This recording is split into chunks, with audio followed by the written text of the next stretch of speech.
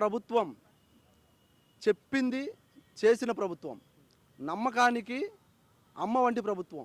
ఈ ప్రభుత్వం మోసం. చంద్రబాబు నాయుడు గారంటేనే మోసం.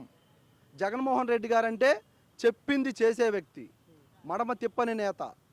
కాబట్టి జగన్మోహన్ రెడ్డి గారు ఇచ్చిన హామీలన్నీ కూడా హామీలన్నింటినీ కూడా ఏవైతే ఉన్నాయో ప్రతి వాటిని కూడా బైబిల్ లాగా, ఖురాన్ లాగా, భగవద్గీత లాగా భావించి ఆ 5 సంవత్సరాల కాలంలో 2 సంవత్సరాలు కరోనాతో పోయినా సరే ఆ 5 సంవత్సరాల తన పరిపాలనలో ఇచ్చిన ప్రతి హామీని నెరవేర్చినటువంటి మగాడు, దమ్మున్న మగాడు జగన్మోహన్ రెడ్డి గారు.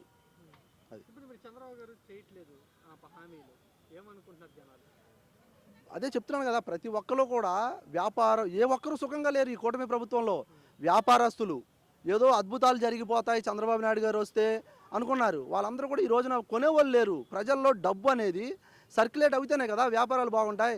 ఇప్పుడు ప్రజల దగ్గర డబ్బు లేకుండా వ్యాపారాలు ఎక్కడ ఉంటాయి? ఈ రోజున డబ్బు లేదు పేద ప్రజల దగ్గర, వాళ్ళకి పనులు లేవు, వ్యాపారస్తులకి వ్యాపారాలు లేవు, కాంట్రాక్టర్కి పనులు లేవు, చేసిన వాళ్ళకి బిల్లులు లేవు. ఈ రోజున ఒక అమరావతిని చూపిస్తున్నారు తప్ప అమరావతిలో కూడా ఏం జరగట్లేదు.